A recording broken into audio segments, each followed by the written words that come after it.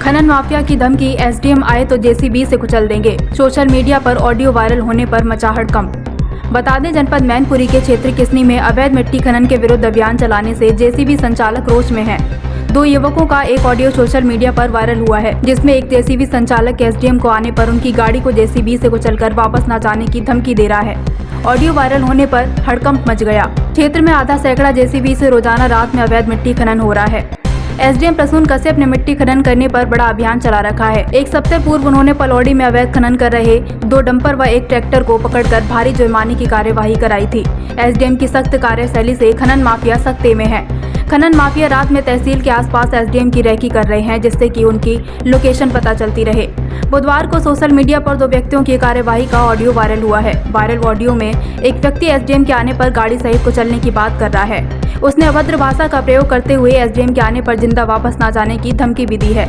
दूसरी तरफ से बात करने वाले व्यक्ति ने ऑडियो को सोशल मीडिया पर वायरल कर दिया। ऑडियो वायरल होने से लोगों में हड़कंप मच गया है। वहीं वायरल ऑडियो में धमकी देने वाला व्यक्ति समान क्षेत्र का एक जेसीबी संचालक बताया जा रहा है। बता दें, वायरल ऑडियो की जानकारी करने पर एसडीएम प्रसून कश्यप ने बताया कि उन्होंने एक सप्ताह पूर्व अवैध मिट्टी खनन की सूचना मिलने पर पलौड़ी में छापा मारा था। मौके पर पहुंचने पर उन्होंने खनन कर रहे काफी लोगों की मौजूदगी की आशंका होने पर किसनी थाना अध्यक्ष से पुलिस बल मंगवाया। थाना अध्यक्ष ने पुलिस बल की कमी का हवाला देकर एक कांस्टेबल व एक होमगार्ड को मौके पर भेजा, तो उन्होंने रात में ही एएसपी को सूचना दी और वायरलेस से कंट्रोल रूम से पुलिस बल की मांग की, जिस पर किसनी, कुसमरा व बेवर के पुलिस बल मौके पर पहुंचे। तब खनन कर रहे वाहन थाने पर लाए जा सके। उन्होंने इसकी शिकायत पत्र लिखकर डीएम से की है। खनन विभाग के अधिकारी भी मौके पर आने से कतराते हैं, जिससे कार्यवाही नहीं हो पा रही है। वे खनन माफियाओं के विरुद्ध कार्यवाही के लिए डीएम से अतिरिक्त सुरक्षा कर्मियों की मांग करेंगे। वायरल ऑडियो की जानकारी करवाकर संबंधित के विरुद्ध उचित कार्रवाई की जाएगी।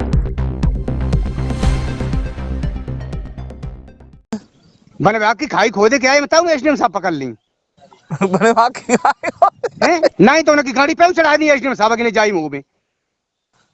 हाँ जम जेल भुगत ली, सब सजा फांसी सब भुगत ली।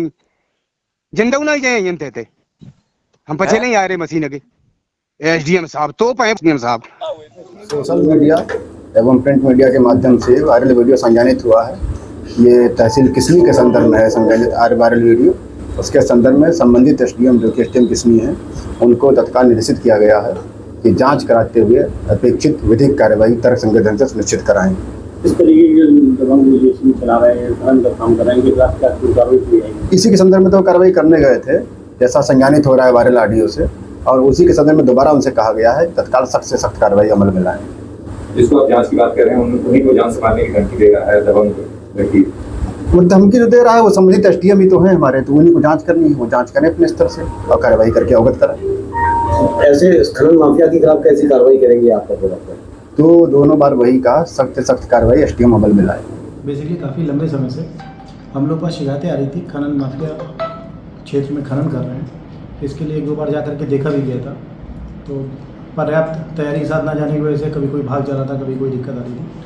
अभी इलेक्शन की वजह से हम लोग ज़्यादा बिजी चल रहे थे। इलेक्शन के पश्चात पुनः जब ये शिकायतें हम लोगों को प्राप्त हुई तो मौके पर जा करके रात में 12 बजे 12:30 बजे जाके दबिश दी गई, जा करके देखा गया, और जब खनन करते हुए लोग मिले तो वहाँ पे पुलिस बल की व्यवस्था करा करके और उनको पकड़वाया गया। अभी लास्ट कार्रवाई पलौड़ी में की थी हम लोगों ने 16 या 17 तारीख को, और थोड़ा सा पुलिस फोर्स पहुंचने में देरी हो गई थी वहाँ पे, लेकिन उसके बाद लास्ट में फोर्स पहुंच गई थी। उसके बाद हम लोगों ने कार्रवाई की थी, 2 डंपर और एक ट्रैक्टर सीज कर दिया था। अगले दिन खनन विभाग को भी विशेष रूप से निर्देशित किया गया था माइनिंग इंस्पेक्टर को बुला करके कि आप अपने स्तर से तत्काल जितनी भी घटनाएँ यहाँ पर चल रही हैं, सुनने में आता और भी कहीं खनन पाया जा रहा है, चल रहा है, तो उनको भी निर्देशित किया गया था कि प्रतिदिन अभियान चला करके इनको रोक दिया जाए। लेकिन अभी तक कोई विशेष रोक उस पर नहीं हो पाई, क्योंकि सूचनाएं प्रतिदिन आ रही हैं और खनन माफियाओं के हौसले भी काफ़ी बढ़े हुए थे। उसके बाद अगले दिन फिर पुनः कार्रवाई की गई, सूचना प्राप्त हुई थी वहाँ पे खनन हो रहा है, तो हम लोग एक जगह जाके तो पुनः कार्रवाई करके आए। उसके बाद इसकी सारी लिखित सूचना मैंने डीएम साहब को और कप्तान साहब को भी भेज दी थी, और उसके बाद से कोई ऐसी विशेष घटना मेरे संज्ञान में आ नहीं रही थी। अभी कल मुझे पता लगा कि कोई किसी प्रकार का ऑडियो वायरल हुआ है, मेरे पास कोई ऑडियो नहीं था, तो मुझे किसी पत्रकार बंधुओं ने आपके में से बताया कि साहब ऑडियो ऐसा वायरल हुआ है, इसके बारे में क्या कहना चाहेंगे। तो मैंने कहा पता नहीं, मुझे संज्ञान में नहीं है, हो सकता है 2 लोग 4 लोग आपस में बात कर रहे हैं इस प्रकार की।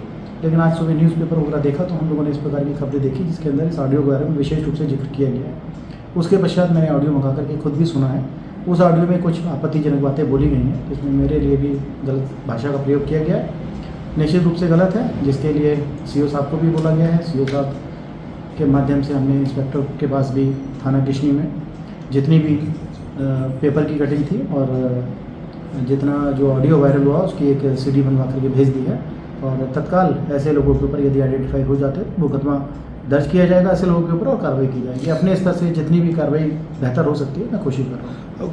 ऑडियो वायरल में कौन दबंग माफिया टाइप लोग हैं जो आपको लूज टैग भी कर रहे हैं और जान से मारने की धमकी भी दे रहे हैं, क्या आइडेंटिफाई हुआ है, कौन लोग हैं ये? बेसिकली मैंने तो वो ऑडियो कल रात में ही सुना था पहली बार, और आज सवेरे सुना उसको दोबारा, तो अभी आइडेंटिफाई नहीं हो पाया। मैंने अपनी तरफ से SHO किशनी को भी निर्देशित किया है कि आप उस ऑडियो की एक बार अच्छे से जांच कर लें, और चूँकि क्षेत्र में पुराने हैं और आसपास के लोगों से पूछ करेंगे, अच्छी जांच करने के बाद निश्चित ही आइडेंटिफाई हो जाएगा कि कौन लोग हैं उसमें, और अगर आइडेंटिफाई हो जाते हैं तो निश्चित ही सुसंगत धाराओं में उनके खिलाफ मुकदमा दर्ज करा के कार्रवाई की जाएगी।